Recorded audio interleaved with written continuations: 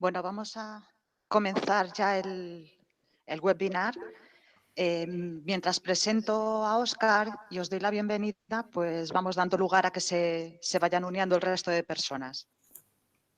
En primer lugar, muchísimas gracias a todos por vuestra asistencia y el interés por participar en este webinar que hemos organizado con la colaboración de Óscar Abellón, y dar las gracias en especial a Óscar por estar hoy aquí con nosotros, y como siempre es un placer tenerle colaborando en cualquier proyecto que le involucremos, ¿no? Os paso a presentar a Óscar.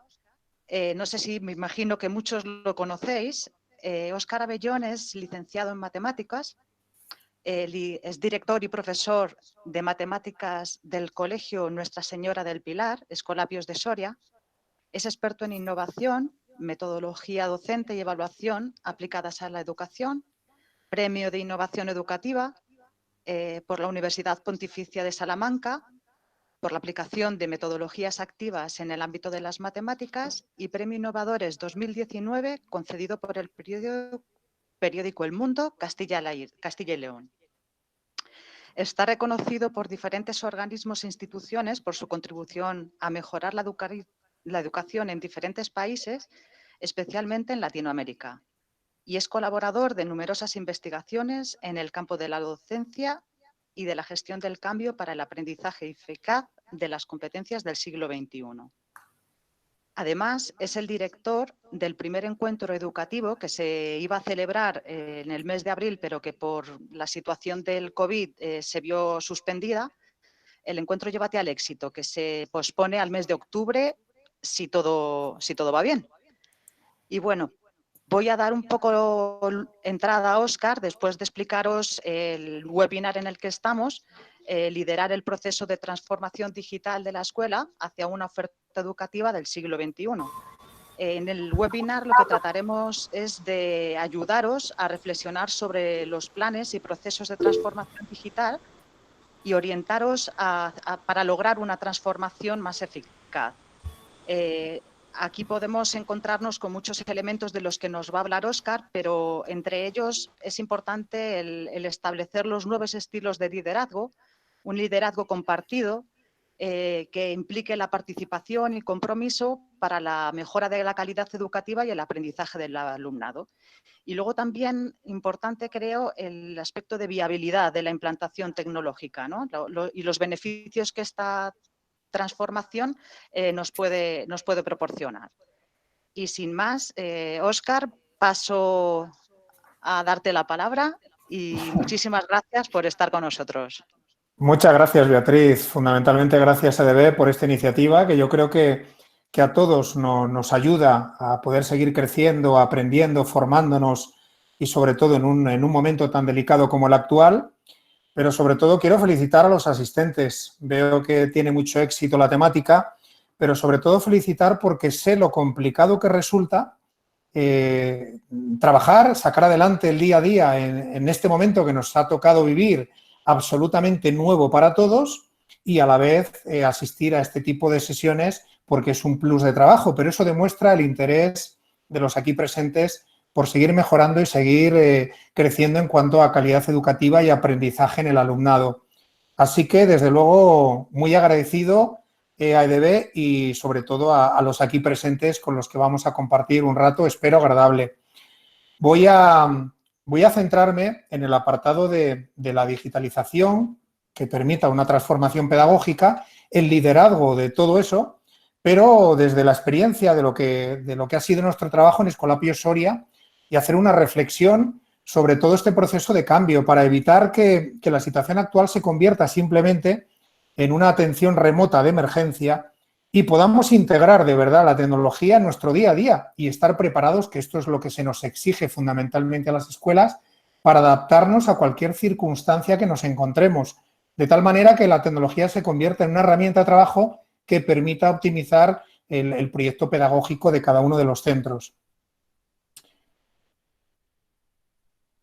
Quiero empezar por una reflexión inicial, es lo que llamo el origen, y creo que a nadie nos resultará raro ver imágenes como las que tenemos aquí a la derecha, donde vemos aulas con las mesas en fila, todas orientadas hacia el profesor y, sobre todo, mucho protagonismo durante la sesión de clase precisamente en el docente, que en muchos casos en el modelo tradicional ha podido abusar de las técnicas memorísticas o incluso, este es uno de los grandes problemas también en la escuela tradicional, con contenidos y formato de trabajo que se aleja un poco de lo que es la vida cotidiana, de tal manera que a veces generamos una barrera entre lo que se aprende en la escuela y la vida real. De ahí que muchas veces los alumnos puedan llegar a preguntar, y profesor, ¿esto para qué sirve?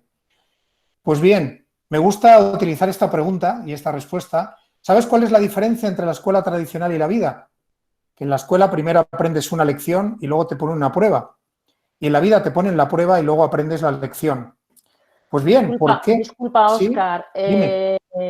¿Algunos estáis teniendo dificultad para ver su presentación? ¿Tenéis que... alguien ha puesto a presentar la suya, que realmente es una pantalla? Tenéis que fijarla con una chincheta la presentación de Óscar para que si alguien se equivoca de botón nos lo vaya quitando, ¿vale? Sí, yo creo que además... Puedes volver a compartir tú porque alguien la ha quitado, yo la he fijado, ¿Sí? pero para los que tengan más dificultad para intervenir ellos... Si perfecto, no te preocupes, vuelvo... Disculpa. No, no hay problema, no hay problema. Es importante que no intentéis hacer nada con compartir pantalla, simplemente desconectáis cámara, desconectáis audio y así podremos seguir perfectamente la intervención de Óscar. Gracias. Venga, no hay problema. Vuelvo a compartir. Un segundo. Voy a presentar la pestaña correspondiente. Y sí que lo más útil, como bien comentaba María Jesús, es fijar con la chincheta la presentación, porque de esa forma vamos a tener un acceso directo, inmediato en cada momento y eso nos va a facilitar las cosas.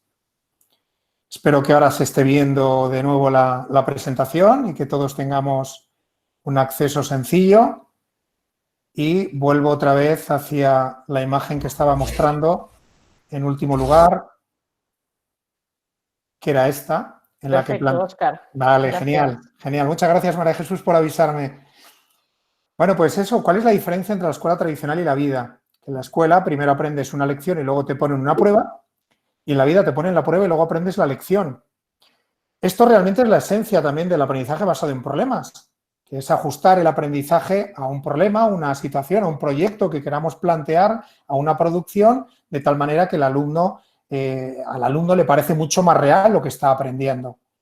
Y a veces nos encontramos en la escuela con situaciones como esta. ¿Es útil lo que se enseña en la escuela? Pues vemos esta viñeta de Mafalda donde la profesora dice: mi mamá me mima, mi mamá me ama. La felicito, señorita, veo que tiene usted una mamá excelente y ahora, por favor, enséñenos cosas realmente importantes.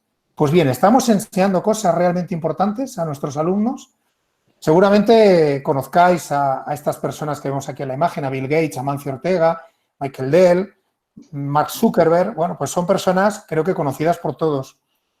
¿Y qué tienen en común? Bueno, curiosamente abandonaron el sistema educativo en edades tempranas. A los 20 años Bill Gates, a los 13 Amancio Ortega, Michael Dell a los 19, decidieron emprender un proyecto de otro tipo, dejando los estudios y directamente centrándose en una iniciativa emprendedora que todos conocemos que ha sido exitosa.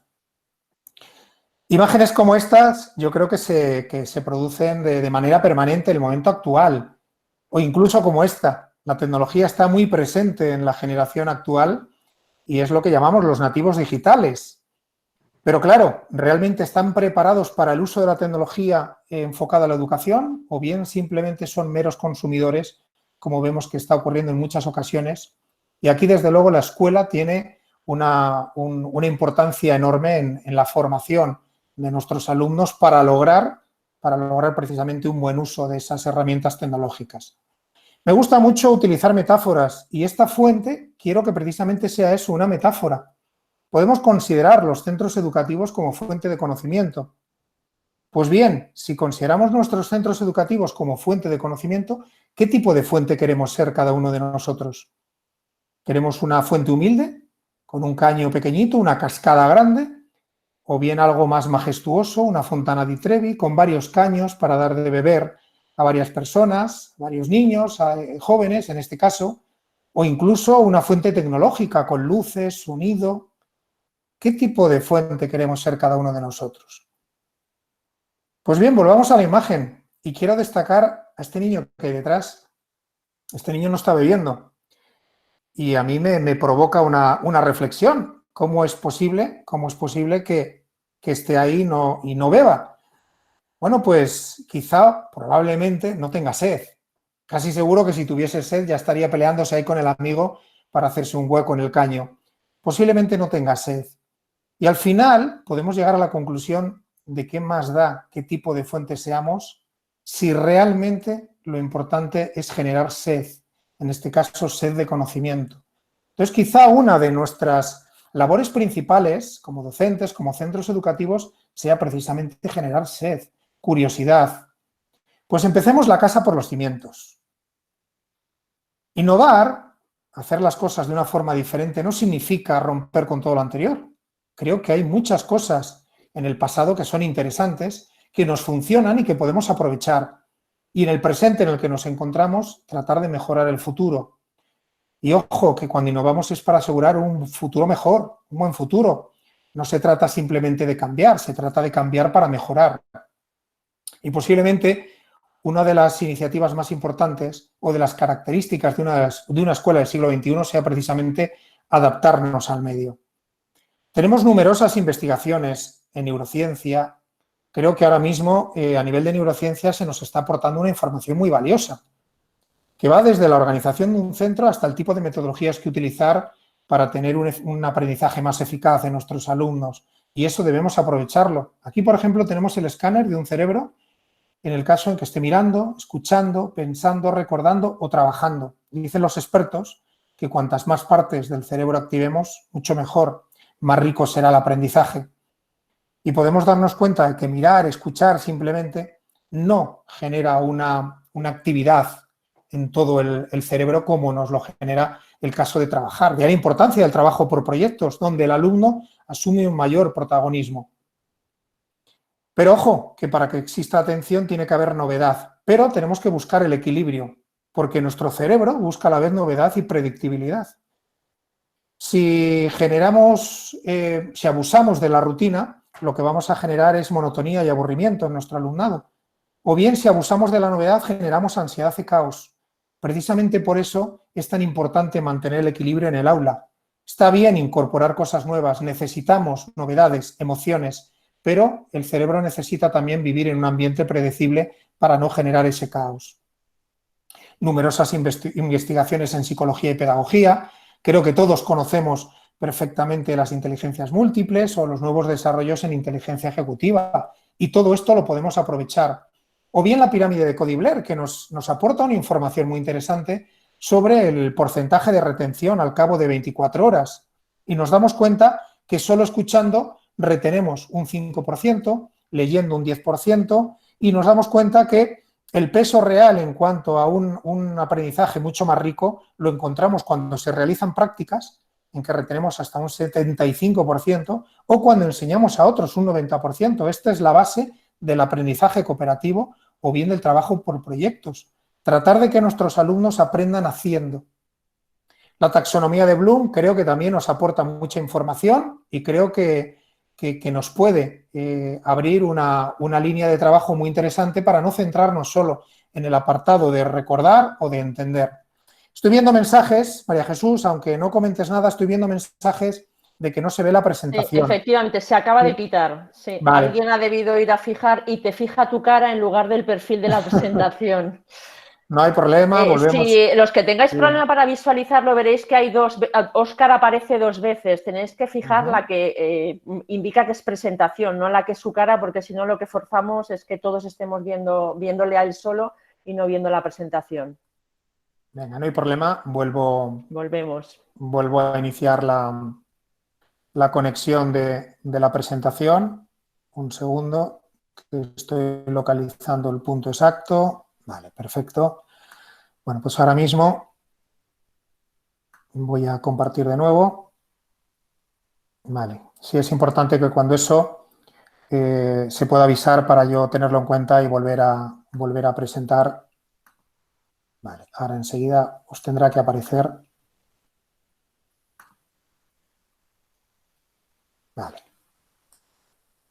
Bueno, pues en principio tiene que aparecer ya a todos la presentación. Muy importante que le demos a la chincheta para fijar y de esa forma tener la presentación fija y aprovechar todo el contenido. Si veis ¿Vale? figura Óscar Abellón, entre paréntesis, presentación, esa es la que tenéis que fijar. Si Esa es le la dais buena. a Óscar Abellón, le fijáis a su cara nada más, ¿vale? Lo que ha Es que debido pasar.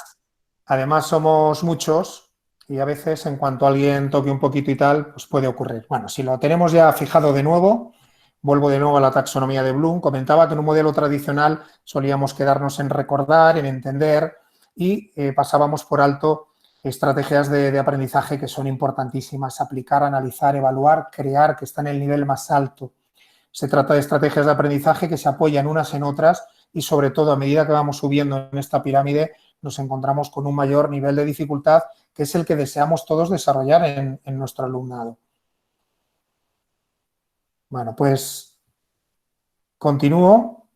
¿Y por dónde empezamos la transformación? Estamos hablando, sobre todo, de tratar una transformación pedagógica para luego optimizarlo con una transformación digital.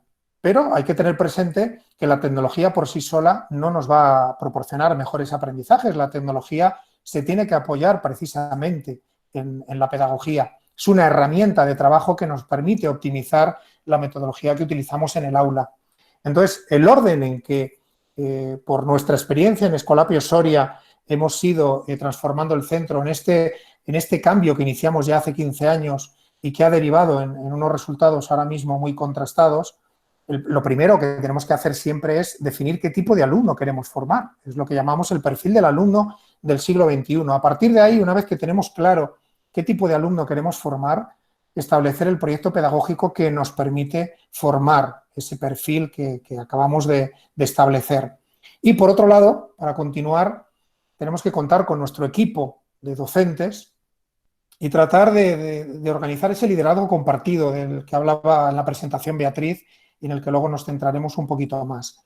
Y una vez que hemos compartido ese liderazgo, establecer qué herramientas o qué recursos nos van a permitir optimizar todo este proyecto. Este sería el orden lógico, insisto, tipo de alumno, qué proyecto nos permite conseguir ese perfil de alumno, aprovechar muy bien los recursos humanos, formando equipos de trabajo, y luego las herramientas y los recursos, que la tecnología es uno de ellos, pero podríamos irnos a la organización de los espacios, de los horarios, un montón de cambios que podemos realizar para adaptar al proyecto pedagógico que consideramos mejor se adapta al tipo de alumno que queremos construir.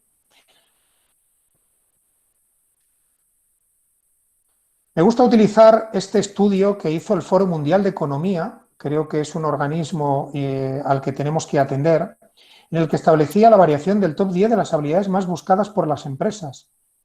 Y vemos cómo se mantiene, tanto en el estudio que hizo en 2015 como el de 2020, se mantiene en primer lugar la resolución de problemas.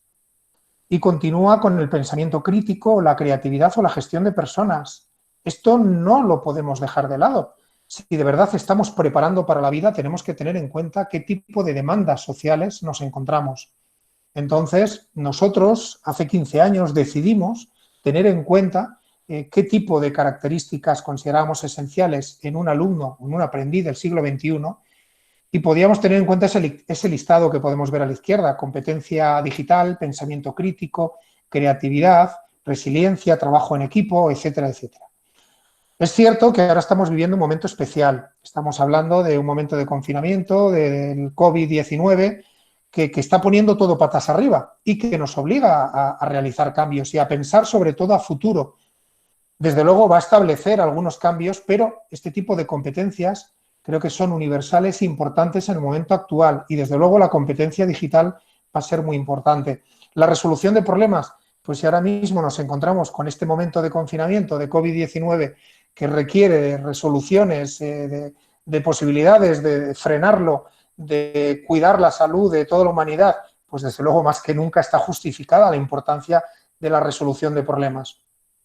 Establecimos en aquel momento un rol diferente para el profesor y para los alumnos.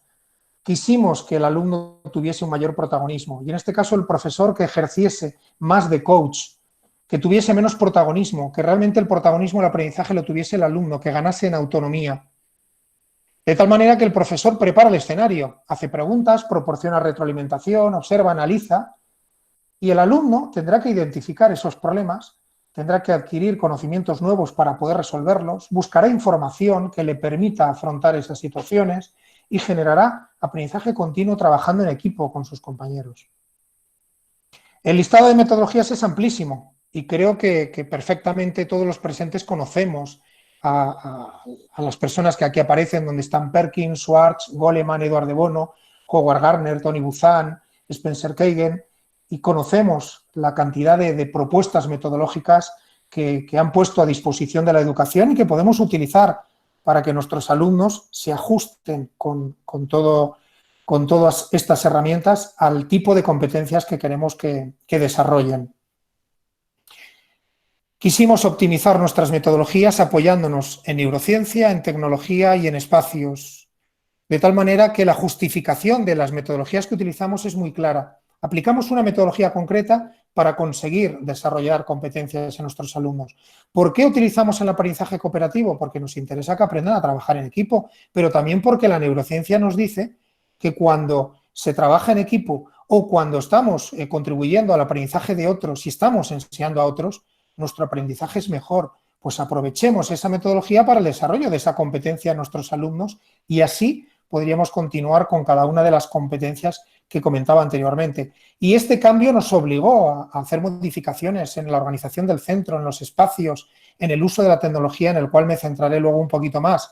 Por ahí había alguna pregunta de alguien que decía, bueno, ¿y cómo trabajamos en cooperativo con herramientas digitales? Pues lo vamos a ver porque existen herramientas que nos permiten trabajar en cooperativo. En nuestro caso, el aprendizaje basado en proyectos marcó un antes y un después también. Diferentes tipos de proyectos. Utilizamos los de comprensión para alumnos más pequeños, sobre todo en la etapa de infantil, primeros cursos de primaria, pero los PBL, los proyectos interdisciplinares, aprendizaje-servicio, que también tiene una defensa muy fuerte, no solo por el carácter propio de nuestros centros, sino también por la aportación que nos hace la neurociencia en cuanto a lo rico que puede ser el aprendizaje cuando se le encuentra utilidad y, sobre todo, en este caso, de servicio a la sociedad, o proyectos incluso de emprendimiento o aprendizaje basado en retos. Y podemos ver en las fotos, sí que quiero aclarar que las fotografías que vemos en la presentación son todas de momentos de trabajo en el centro. Y vemos que en Escola Pío Soria le damos mucha importancia también a la inmersión dentro de un proyecto.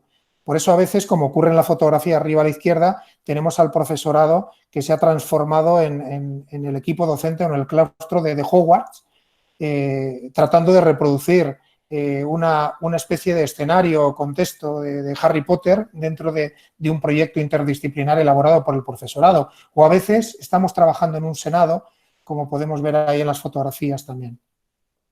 Poco a poco fueron entrando estrategias que contribuyen mucho también a la motivación del alumnado. Es el caso de la gamificación, donde se han llegado a reproducir trivials, pero con preguntas de historia, de literatura, etcétera, o juegos tradicionales como el quién es quién. Pero poco a poco, a la vez que íbamos introduciendo este tipo de herramientas, o los escape room y el breakout edu, se iban acompañando también de herramientas digitales que nos permiten trabajar con este tipo de metodologías.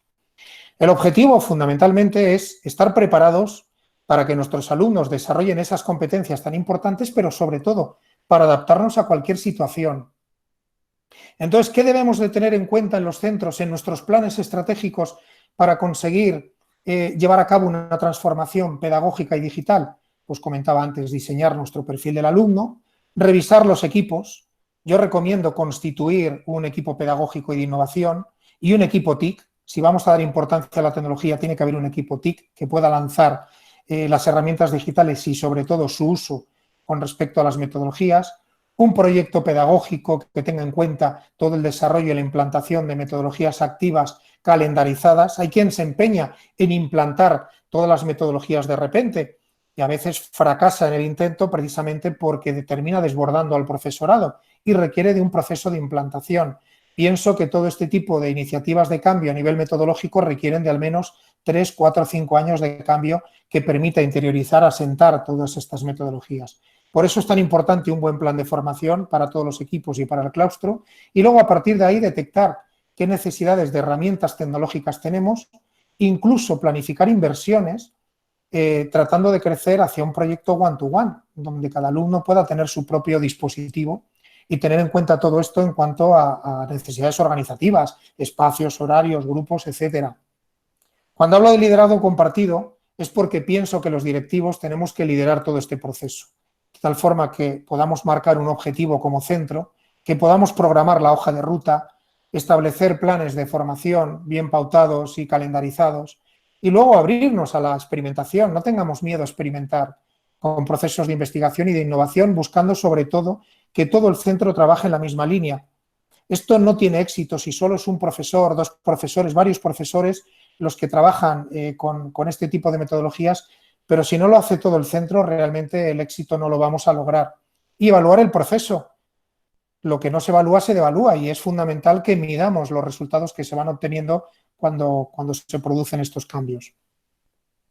En nuestro caso tuvo mucho éxito establecer un equipo pedagógico y de innovación. Creo que uno de los problemas que tienen los equipos directivos en los centros educativos es que se le da mucha importancia o se dedica mucho tiempo a apagar fuegos y a atender temas de gestión inmediatos de urgencia, y se le dedica muy poco tiempo a la parte pedagógica, que es fundamental, es lo que va a marcar principalmente el formato de trabajo en un centro.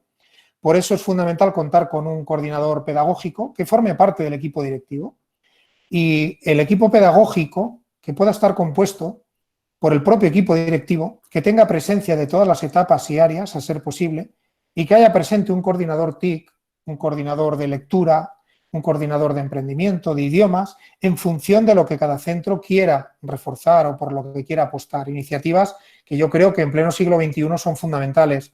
Entonces, en este caso, cada centro debiera de organizar un equipo que permita lanzar al centro en cuanto a iniciativas pedagógicas y que sirva de guía o de luz para el equipo directivo de cara a la gestión. ¿Cuál sería su papel? Pues desde luego proponer líneas de innovación, tanto en la parte de organización, currículum, como metodologías a utilizar, programación. ¿Quién mejor que los propios docentes para echar una mano en cuanto a qué líneas pedagógicas y de innovación se pueden seguir en un centro? Nuestra experiencia precisamente ha sido que desde la creación del proyecto pedagógico ha sido precisamente ese equipo de docentes el que ha marcado el ritmo del centro, con una cantidad enorme de propuestas que posiblemente de haberlo hecho solo con el equipo directivo hubiese sido muy difícil.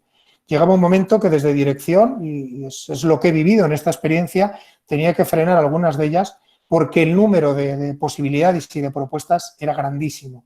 Entonces, proponer también en paralelo líneas de investigación, de formación y, sobre todo, tratar de liderar los proyectos que se van proponiendo, porque eso es lo que permite ir delegando esa responsabilidad que, si recayese solo en la dirección del centro, sería muy complicado.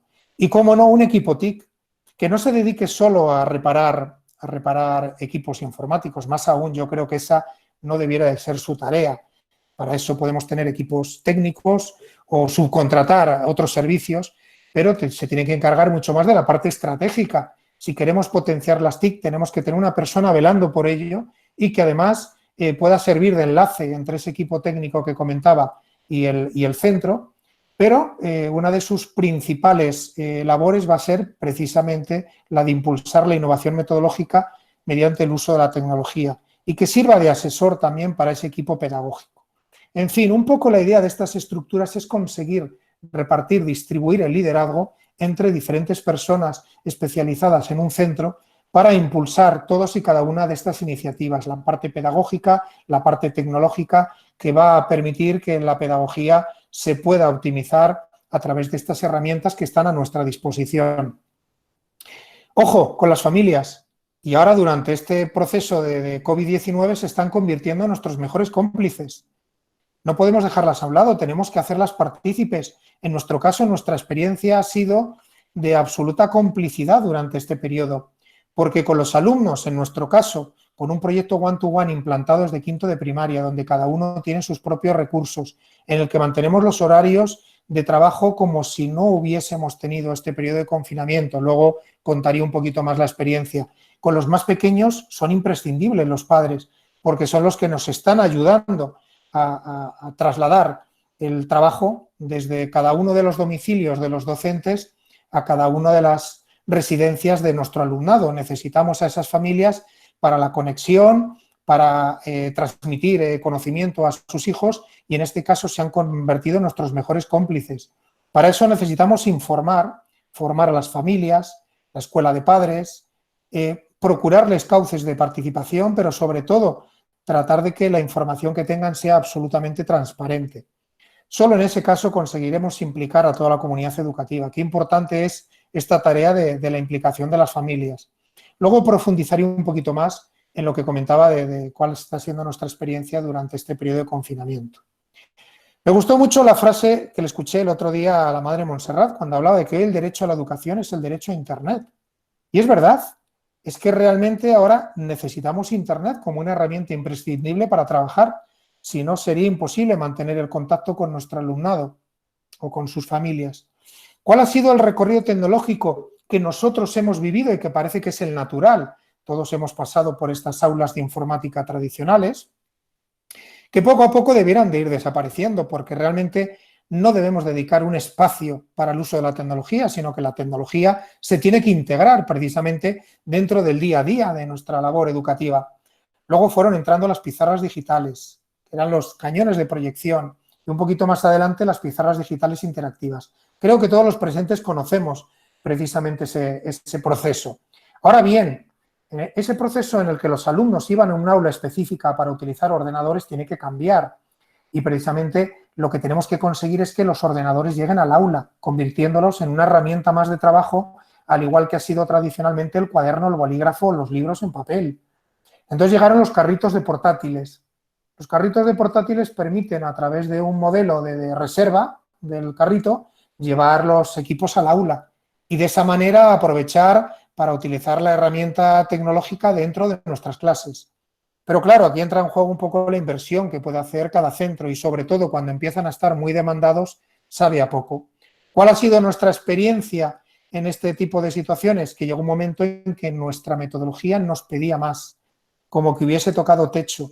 Era muy difícil continuar trabajando en los proyectos si los alumnos no contaban con equipos para buscar información, para investigar, para hacer una presentación colaborativa, para hacer posteriormente un vídeo que fuese el resultado, el producto final de un proyecto.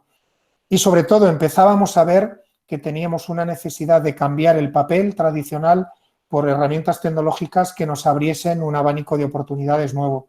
Y dimos ese paso del proyecto One to One desde quinto de primaria. Un proyecto que vamos a extender el año que viene también a cuarto de primaria, de tal manera que ahora mismo en nuestro centro todos los alumnos desde quinto de primaria hasta segundo de bachillerato, cada alumno utiliza un Chromebook como herramienta de trabajo y hemos sustituido los libros en papel por el Chromebook y licencias digitales. Ahora comentaré cómo ha sido el proceso y los miedos que en su momento tuvimos y cómo se han podido superar. Pero desde luego ha sido uno de los saltos importantes en el centro. Hemos conseguido integrar la tecnología. Como comentaba, el año que viene esto se extenderá a cuarto de primaria, curiosamente a petición de las propias familias, y poco a poco hemos integrado otras herramientas, como es la inteligencia artificial, el Big Data o la realidad virtual y aumentada. Pero sobre todo lo que marcó la diferencia fue el proyecto One to One. Aquí tenemos algunas imágenes de los alumnos trabajando cada uno con su dispositivo y como podemos observar en un modelo o un escenario de clase muy diferente al que conocemos tradicionalmente.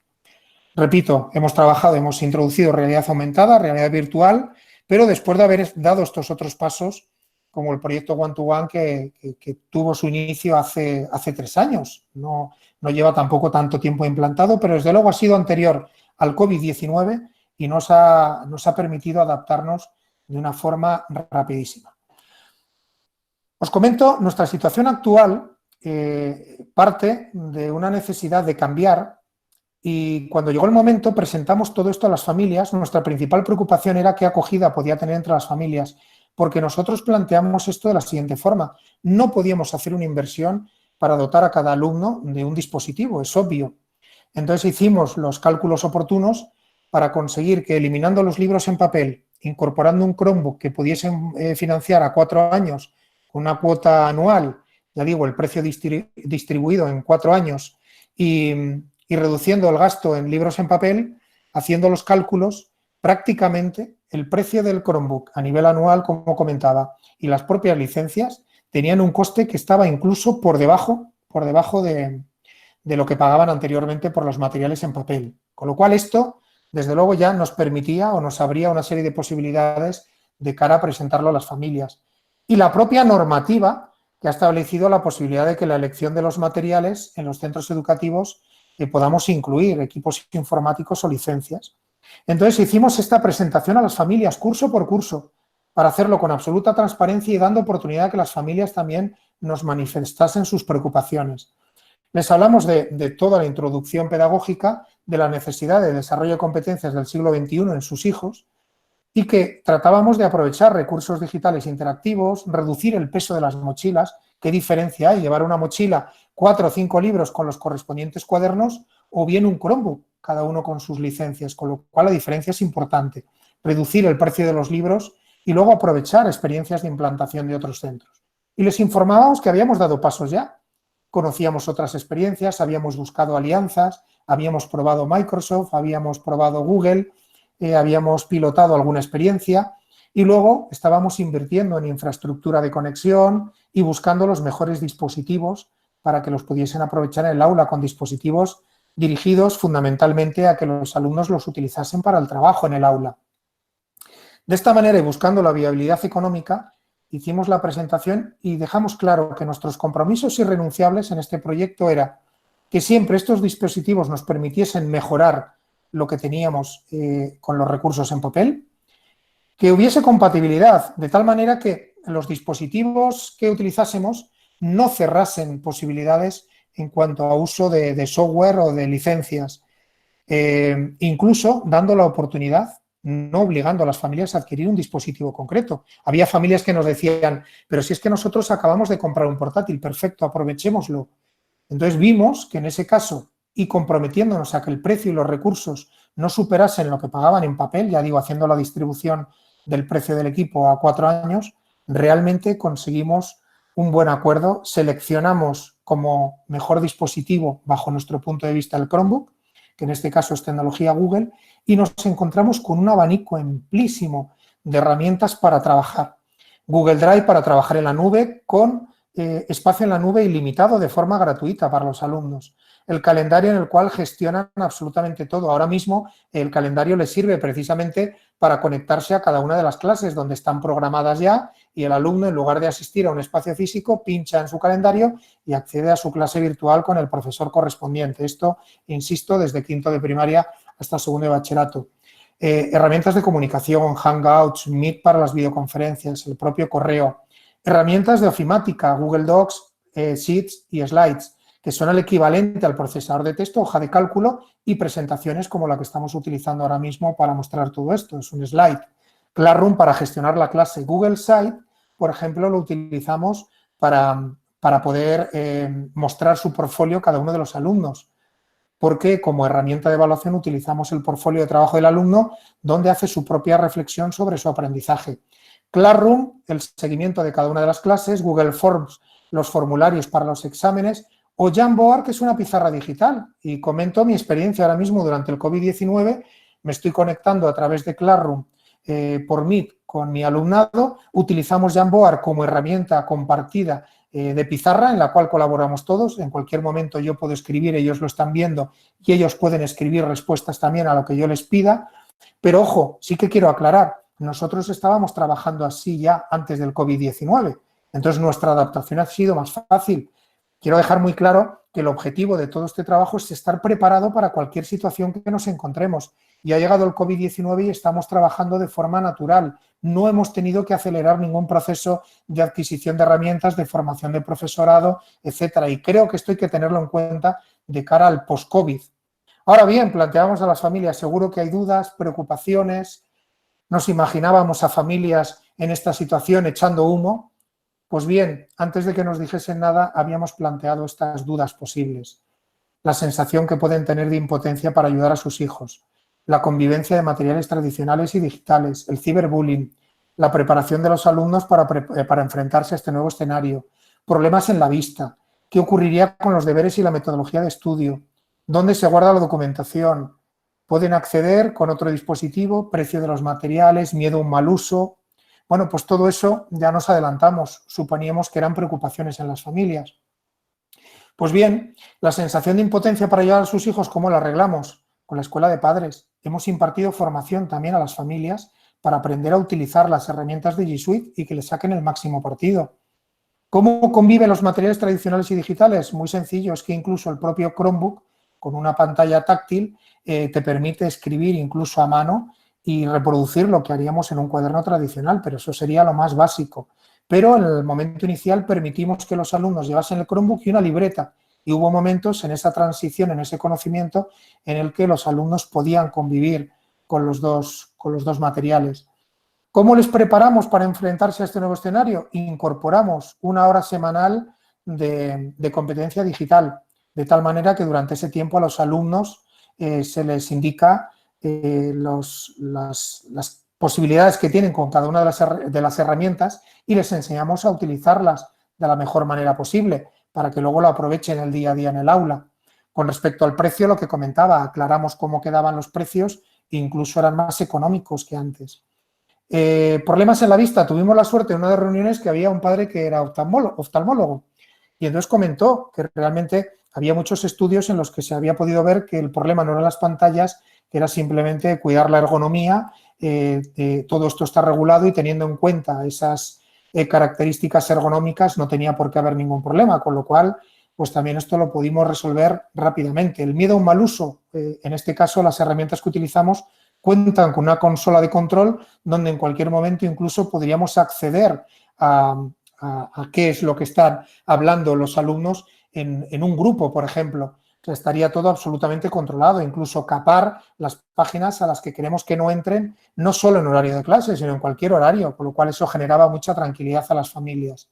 Y luego dejamos muy claro que nosotros pretendíamos hacer un análisis periódico de los resultados, trabajar con encuestas de satisfacción, recoger las iniciativas que hubiese en cuanto al seguimiento y la observación del proyecto, formar a los padres y establecer un club champion de alumnos que se han convertido en nuestros mejores ayudantes, un grupo de alumnos que en tiempo libre deciden quedar y seguir creciendo en el conocimiento de las herramientas y a veces pueden ayudar a sus compañeros o incluso a los propios docentes cuando hay algún problema con la parte tecnológica.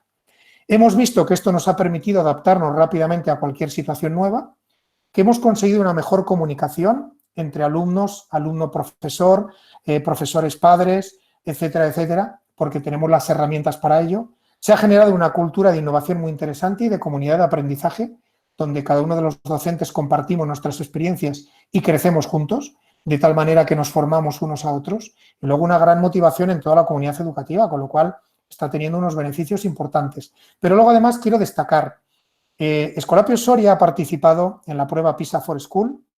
PISA for School permite medir el nivel de un centro, no es lo mismo que PISA, en PISA se hace un muestreo de centros y un muestreo de alumnos, en ese caso no se pueden hacer comparativas entre centros, pero PISA for School permite precisamente medir el nivel de un centro y compararlo con otros centros o sistemas educativos. Y nos hemos encontrado con unos resultados fantásticos en la parte previa a la implantación de la tecnología, obteniendo resultados, por ejemplo, 555 puntos en matemáticas, muy por encima de los 520 y algo que tiene Finlandia, por ejemplo. ¿Qué ha ocurrido después de aplicar la tecnología? Era una de nuestras dudas. Hicimos la prueba de nuevo en 2019 y nuestros alumnos han conseguido aún mejores resultados.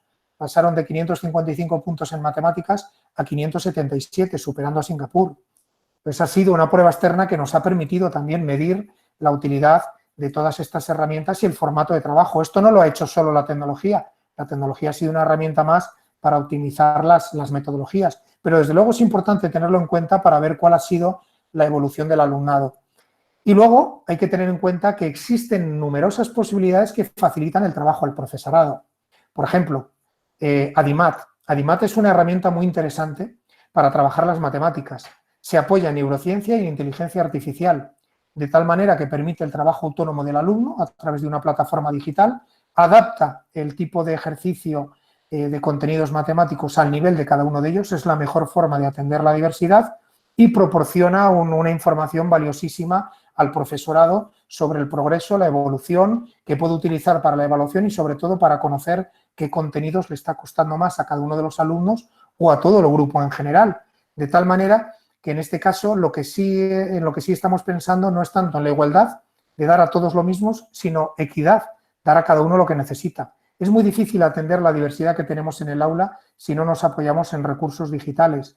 Entonces, ahora mismo, cuando contamos con una serie de herramientas donde el propio alumno dispone de su dispositivo personal, incorporar herramientas digitales de este tipo, desde luego es un avance grandísimo. O bien Proyectia, que es otra de las herramientas que hemos probado en este curso y nos ha generado una grata sorpresa, porque hemos visto que existe una herramienta que permite realmente que los profesores colaboren en la planificación de un proyecto interdisciplinar, que genere una plataforma de trabajo entre profesores y alumnos que permita generar las fases correspondientes y personalizarlo con las actividades correspondientes. Y de nuevo una herramienta digital que nos está ayudando a optimizar el aprendizaje de nuestro alumnado, en este caso a través de algo tan valioso como son los proyectos interdisciplinarios.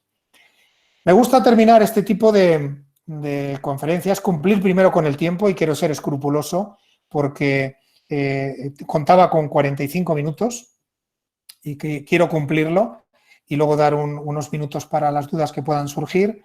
Y me gusta terminar con alguna frase que nos haga reflexionar. Ten en cuenta que el gran amor y los grandes logros requieren grandes riesgos. Esto comenta Dalai Lama y creo que es importante tenerlo en cuenta. Si queremos lograr éxitos, tenemos que arriesgar. Que hay dos tipos de personas, las que sueñan con logros y las que logran sus sueños. Pues bien, tratemos de formar parte del segundo grupo, las que logran sus sueños. Y por último, que las masas humanas más peligrosas son aquellas en cuyas venas ha sido inyectado el veneno del miedo al cambio. Muchas veces dejamos de poner en marcha iniciativas por el miedo a determinadas reacciones, porque siempre los cambios, salir de la zona de confort genera mucho miedo. Sin embargo, es necesario el cambio, porque eso nos ayuda a adaptarnos a la realidad que vivimos en cada momento. Comentaba antes que en nuestro caso el COVID-19 lo hemos vivido de una forma muy natural. Desde el primer momento en que se inició el confinamiento o que cesaron las clases presenciales, teníamos ya preparado toda la estructura y al día siguiente teníamos el horario normal desde quinto de primaria a segundo de bachillerato. Los alumnos se conectaban a través de Google Classroom o a través de Calendar, de tal manera que van entrando en las clases de cada uno de los profesores y siguen trabajando con las herramientas que comentaba antes de forma natural. Pero todo este trabajo venía de antes. ¿Qué va a ocurrir después del COVID-19? Yo creo que todos los centros estamos obligados a hacer una reflexión sobre qué debe ocurrir después. Sin ninguna duda, el COVID llegará a desaparecer, es lo que deseamos todos, pero es posible que aparezcan otra serie de problemas que nos obliguen a situaciones del mismo tipo. Lo que tenemos que tener presente es que tenemos que generar una estructura que nos permita estabilidad, que no dependamos de estos cambios repentinos, no convirtamos nuestras medidas en algo de urgencia para poner un parche.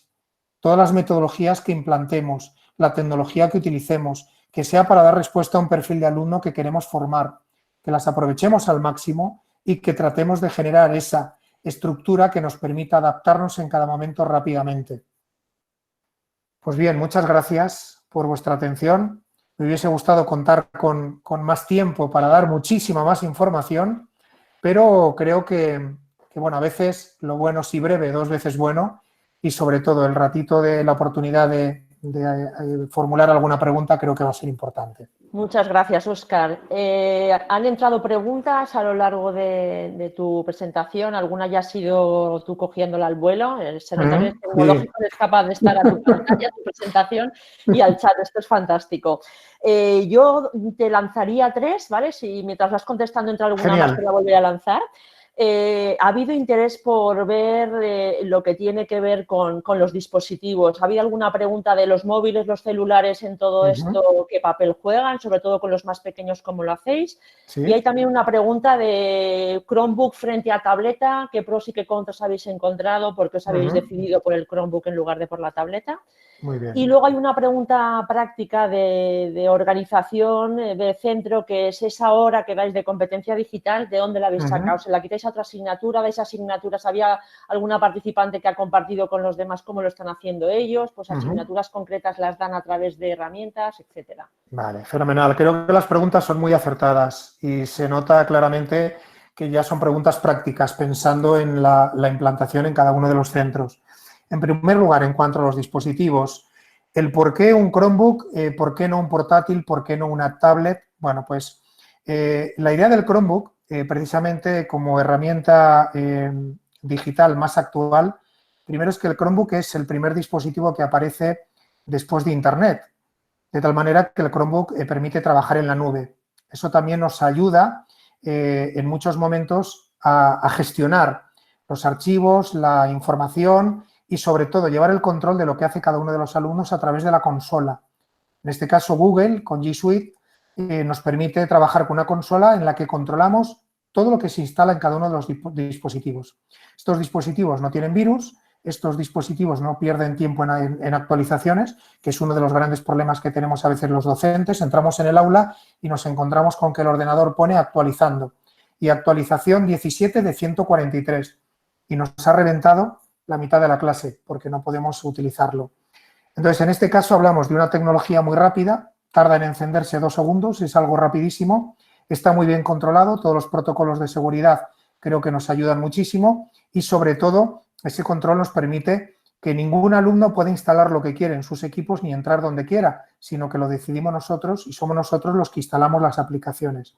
El que nosotros hemos buscado, además tiene pantalla 360 grados, eso permite también utilizarla como pantalla táctil, con lo cual hemos convertido el equipo en una tablet, porque podemos utilizar la pantalla táctil igual que una tablet. Pero a veces aprovechamos también el modelo o el formato de portátil con el teclado, porque eso da muchas facilidades a la hora de escribir o redactar, con lo cual hemos querido aprovechar todas las prestaciones. Y el que tenemos cuenta también con un certificado, es muy curioso, se llama certificado militar para ambientes hostiles.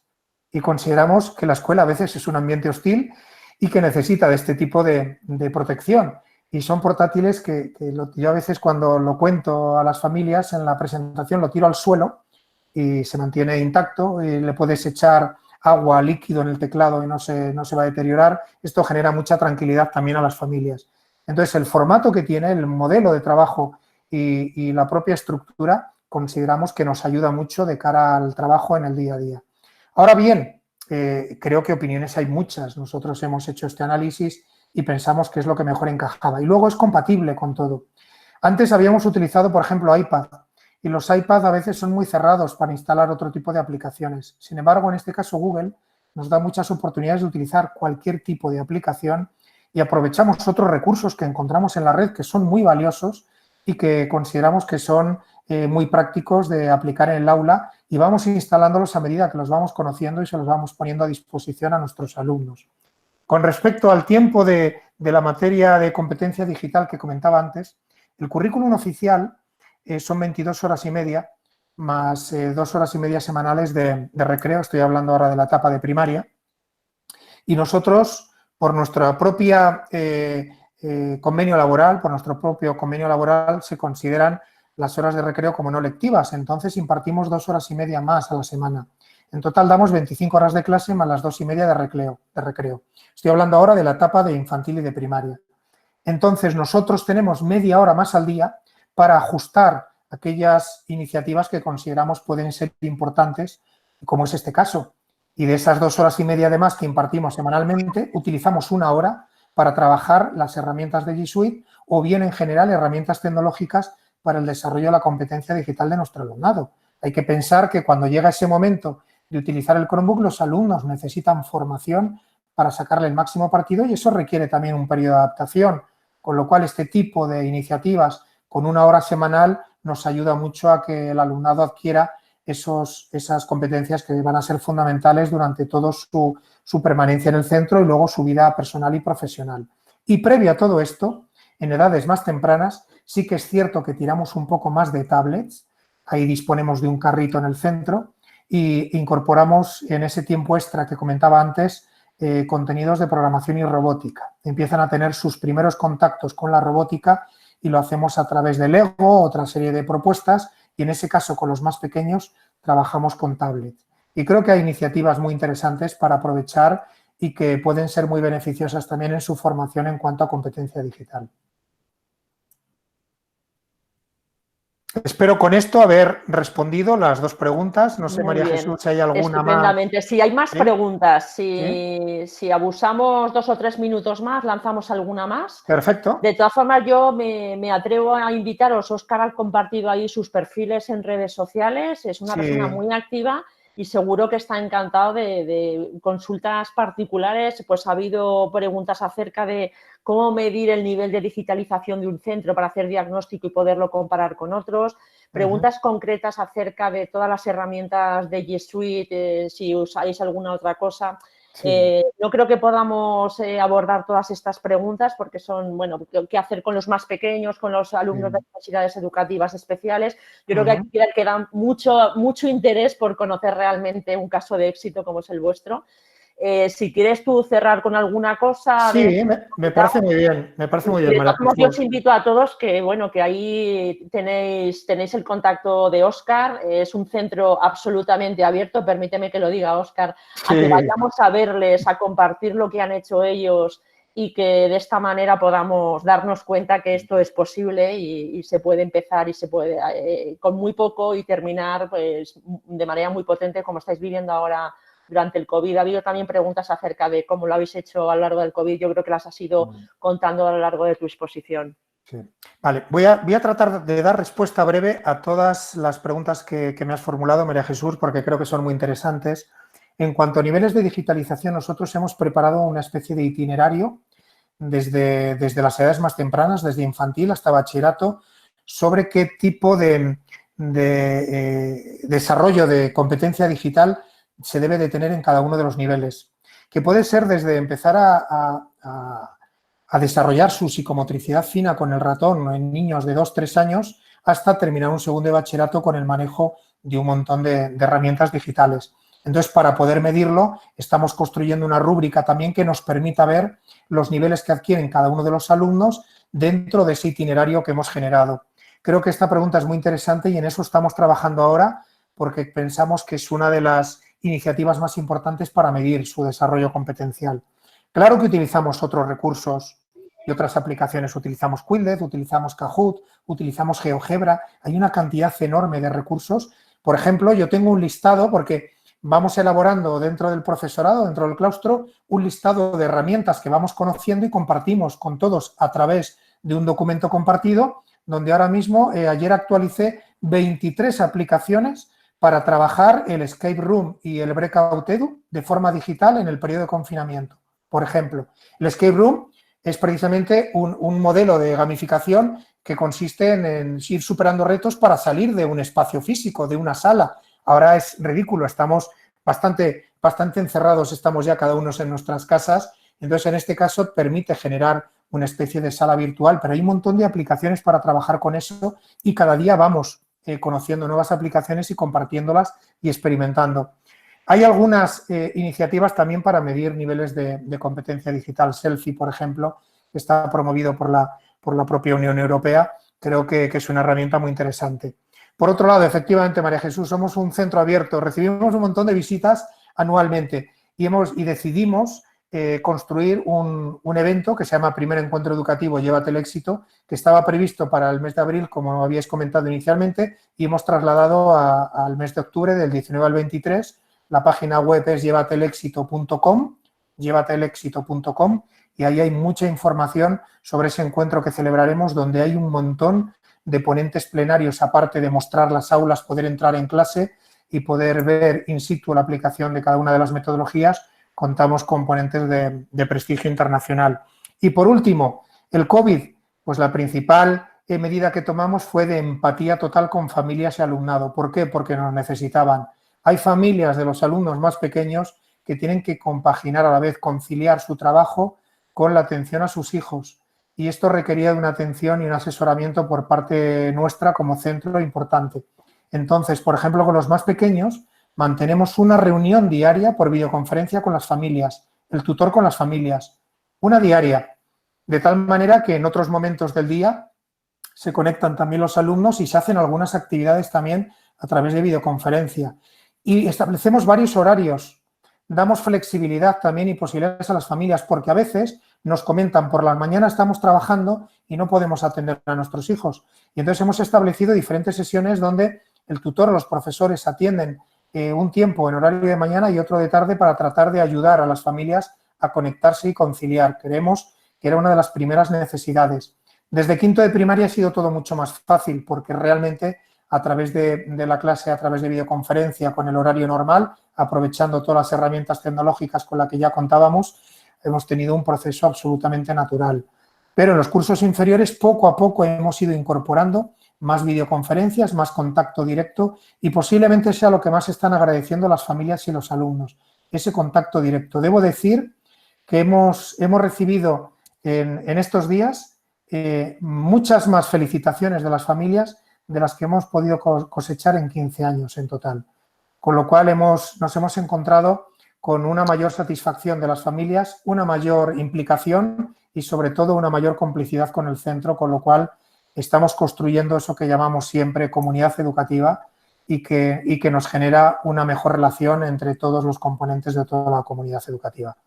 Así que bueno, creo que con todos estos comentarios he conseguido dar respuesta, aunque haya sido brevemente, a todas las preguntas que me comentabas, María Jesús. Sí. Hay más, pero ya te digo que, bueno, también yo quería transmitir públicamente, aunque luego te lo vamos a pasar, porque al grabar la sesión se graba también todo el chat, la enorme cantidad de agradecimientos que estás recibiendo, de reconocimiento primero a la presentación que has hecho, la generosidad de compartir toda la experiencia vuestra, lo útil que está resultando y, bueno, lo vas a poder leer tú mismo, pero bueno, quiero dejar constancia el agradecimiento a tu intervención y la enhorabuena que estás recibiendo por todas partes. Muchísimas gracias. Creo que la enhorabuena tiene que distribuirse también entre cada uno de los participantes, porque ya digo que es un esfuerzo añadido al día a día.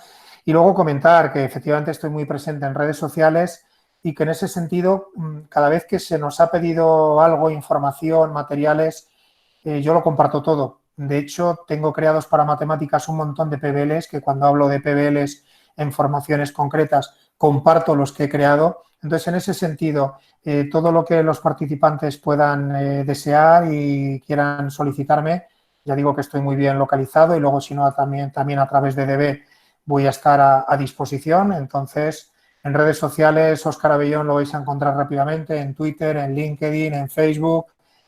Pues ningún problema, os ponéis en contacto, o bien el correo electrónico desde la página web del colegio de Escolapio Soria, lo que necesitéis. No dejéis de visitar llevatelexito.com porque creo que es una iniciativa muy interesante que además cuenta con la colaboración activa de DB.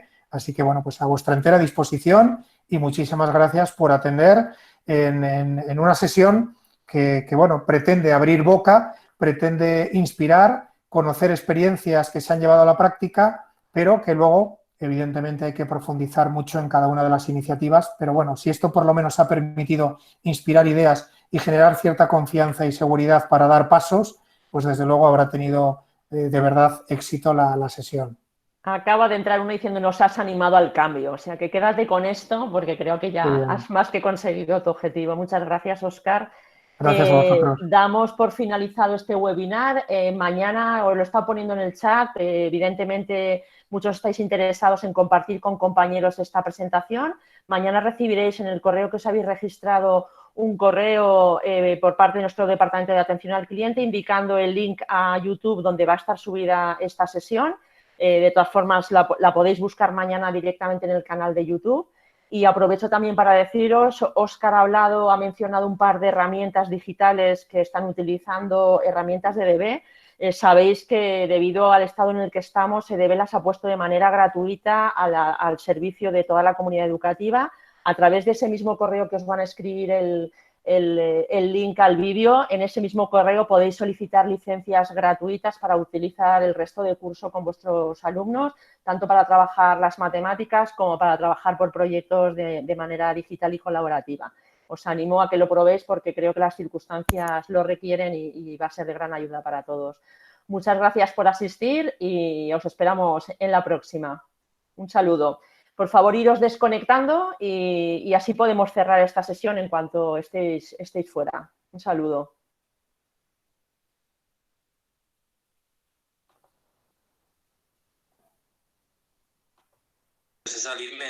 Abajo.